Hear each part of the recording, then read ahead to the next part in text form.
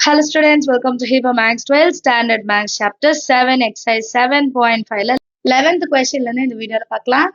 Next question 11th one, limit x turns to 0 plus cos x power la 1 by x square. Solution la given முதல்ல எழுதிக்கலாம். Limit x turns to 0 plus cos x power la 1 by x square. இப்போ x இருக்கிற இடத்துலலாம் நான் 0 substitute பண்ண போறேன் சரிங்களா. அப்போ cos 0 1 by 0 1 by 0 ஸ்கொயர் 0 தான். cos 0 ஓட வேல்யூ என்னது 1 1 by 0 னா இன்ஃபினிட்டி. ஸோ 1 பவர் இன்ஃபினிட்டி வந்து இன்டிட்டர்மினன்ட் ஃபார்ம் ஓடது. இன்டிட்டர்மினன்ட் ஃபார்ம் indeterminate formல இருக்கு. ஸோ நெக்ஸ்ட் நான் என்ன பண்றேன்னா let g of x is equal to cos x பவர்ல 1 by x square. இப்போ பவர்ல 1 by x square இருக்கு, பவர் இருக்கு, அதை ரிமூவ் பண்ணணும்னா நான் டேக்கிங் log எடுத்துக்க போறேன். Taking log on both sides, ரெண்டு சைடும் log எடுக்கிறேன்.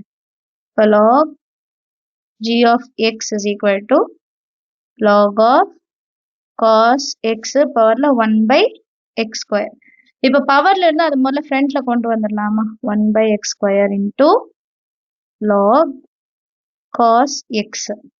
இப்போ இந்த 1 by x square நான் எப்படி மாத்தி எழுதிக்கிறேன்னா log cos x divided by x square. Correct தானே? 1 into log cos x divided by x square. இது வந்து log g of x ஓட வேல்யூ. கிளியரா? இப்போ இதுல நான் லிமிட் சப்ஸ்டியூட் பண்ண போறேன். Limit x turns to 0 plus log g of x is equal to log cos x இருக்கிற இடத்துல 0 divided by 0 square. cos 0 ஓட வேல்யூ 1. அப்போ log 1 by 0. log 1 ஓட வேல்யூ 0. அப்போ 0 by 0 ஃபார்ம். 0 by 0 ஃபார்ம்ன்றது இன்டிட்டர்மினன்ட் தான். indeterminate form. 0 by 0 வந்துச்சுன்னா நம்ம Hopital's rule use பண்ணலாமா? by Hopital rule இந்த ஃபங்க்ஷனை நான் ஒரு வாட்டி டிஃபரன்ஷியேட் பண்ண போறேன். கிளியரா? இந்த ஃபங்க்ஷனை ஒரு வாட்டி டிஃபரன்ஷியேட் பண்ணலாம். அப்போ limit x turns to 0 plus log cos x, நான் ஃபங்க்ஷன் இங்க சைட்ல எழுதுறேன். log of cos x divided by x square. இதை ஃபர்ஸ்ட் டிஃபரன்ஷியேட் பண்ணலாம். log cos x னா 1 by cos x.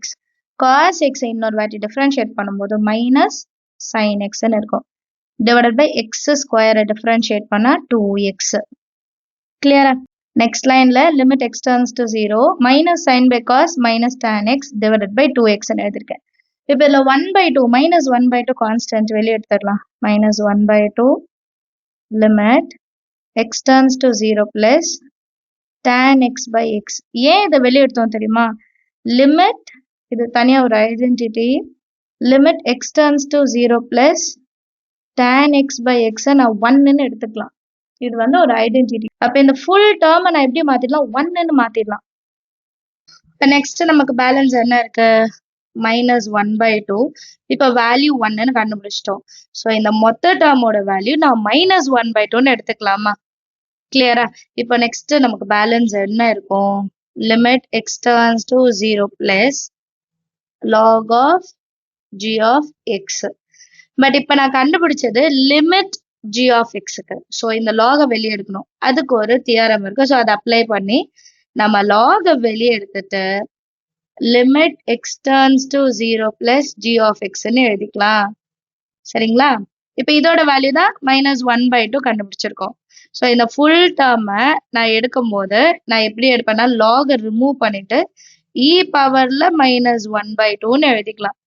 ஏன்னா லாக் ரிமூவ் பண்ணும். ரைட்டா? இந்த வேல்யூ, இந்த டோட்டல் வேல்யூ தான் 1 by 2 minus 1 by 2. Log remove பண்ணுன்றதுக்காக e பவர்ல minus 1 by 2ன்னு நான் எழுதிக்கிறேன். சரிங்களா? அப்ப லாக் ரிமூவ் பண்ணிட்டா பேலன்ஸ் நமக்கு என்ன இருக்கும்? Limit x turns to 0 plus g of x is equal to e பவர்ல minus 1 by 2. இந்த e power minus 1 by 2 நான் எப்படி எழுதலாம்னா 1 by root of e ன்னு எழுதிக்கலாம். ஸோ இந்த லிமிட் g of x க்கு பதிலாக நம்ம கொஸ்டின்ல என்ன கொடுத்துருந்தாங்க, limit x turns to 0 plus cos x பவர்ல 1 by x ஸ்கொயர்னு எழுதிக்கலாம். அண்டர்ஸ்டாண்ட் ஆஃப் த சம் எல்லாருக்கும். அடுத்த கொஸ்டின் பார்க்கலாம்.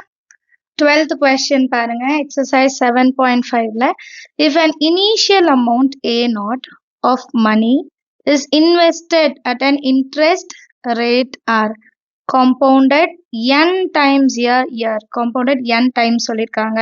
the value of investment after t years, அது வந்து எத்தனை வருஷம்னு சொல்லல, ஸோ அது ஜென்ரலா t years எடுத்திருக்காங்க, is a is equal to a0 1 plus r by n n into t function கொடுத்துட்டாங்க. if the interest is compounded continuously, continuously na n turns to infinity ன்னு எடுத்துக்கணும். show that the amount after t years is a is equal to a0 into e power rt. So நமக்கு function கொடுத்துட்டாங்க, interest rate n டைம்ஸ்ன்னு சொல்லிட்டாங்க, அப்போ n into r. அதுக்கப்புறம் compounded continuously சொல்லிட்டாங்க, so n turns to infinity-ன்னு தெரியுது. Function கொடுத்துட்டாங்க. t yearsக்கு அப்புறமா நம்மளோட அமௌண்ட் எவ்வளோ இருக்கு, a equal to a0 e power rt. இதை வந்து நம்ம ப்ரூஃப் பண்ணுமா, ஷோ தட். ஸோ கண்டுபிடிக்க சொல்ல அவங்க வேல்யூ கொடுத்துட்டே நீங்க ப்ரூஃப் பண்ணுங்க அப்படின்னு தான் சொல்றாங்க. சொல்யூஷன்ல அவங்க கொடுத்துருக்க ஃபங்க்ஷன் எழுதிடலாம். the amount after t years a is equal to function என்ன கொடுத்துருக்காங்க, a0 1 plus r by n பவர்ல n into t. இது வந்து புக்ல கொடுத்துருக்காது. அண்ட் அவங்க லிமிட்டும் கொடுத்துட்டாங்க. லிமிட் என்ன கொடுத்துருக்காங்கன்னா n turns to infinity compounded continuously. n turns to infinity னா a0 1 plus r by n பவர்ல n t ன்னு எடுத்துக்கலாம். இப்போ நான் n சப்ஸ்டியூட் பண்ண போறேன் அண்ட் a0 இப்போ கன்சிடர் பண்ண போறது இல்லை, ஏன்னா அது இனிஷியல் அமௌண்ட். ஃபர்ஸ்ட் நம்ம ஃபங்க்ஷன் இதை மட்டும் எடுத்துக்கலாம், லாஸ்டா a0 வந்து நான் ரீப்ளேஸ் பண்ணுவேன். அப்போ 1 plus r by n இருக்கிறதுல இன்ஃபினிட்டி பவர்ல இன்ஃபினிட்டி இன்டூ டி. ஸோ இப்போ r by infinity 0, 0 plus 1 1, 1 power infinity. 1 power infinityன்றது indeterminate form, indeterminate ஃபார்ம்ல இருக்கு அண்ட் பவர்ல இருக்கு. அப்போ லாஸ்ட் சம் நம்ம என்ன பண்ணோம், let g of x is equal to function எடுத்துக்கிட்டோம்ல, அதே தான் செய்ய போறோம். let g of x is equal to 1 plus r by n பவர்ல n into t. எப்போ இது யூஸ் பண்ணுவோம்னா எனக்கு பவர்ல வேல்யூ வந்தா, அப்பதான் நான் log அப்ளை பண்ண முடியும். so taking log on both sides, taking log on both sides, the log of g of x is equal to log 1 plus r by n பவர்ல nt. இப்போ லாக்ல பவர்ல இருந்தா அதை முன்னாடி கொண்டு வந்துடலாமா, n into t log 1 plus r by n. இப்போ n into t நான் divided பைல கொண்டு வரணும். அப்போ log 1 plus r by n divided by 1 by n into t. கிளியரா? இதுக்கப்புறம் நான் மறுபடியும் லிமிட் சப்ஸ்டியூட் பண்ண போறேன். சரிங்களா? Limit n turns to infinity g of x is equal to limit n turns to infinity log 1 plus r by n divided by 1 by n into t. இப்போ எங்கெல்லாம் n இருக்கோ அங்கெல்லாம் நான் வந்து இன்ஃபினிட்டி சப்ஸ்டியூட் பண்ண போறேன். சரிங்களா? அப்போ log 1 plus r by infinity divided by 1 by infinity into t. r by infinity ன்றது 0, 0 plus 1 1, அப்போ log 1 divided by 1 by infinity 0. So log 1 ஓட வேல்யூ 0, இதுவும் 0 தான். இப்போ 0 by 0 ஃபார்ம் மறுபடியும் வந்துருச்சு. ஸோ நெக்ஸ்ட் நான் ஹாபிட்டால்ஸ் ரூல் யூஸ் பண்ணுவேன், ஏன்னா இதுவும் இன்டிட்டர்மினேட் ஃபார்ம்.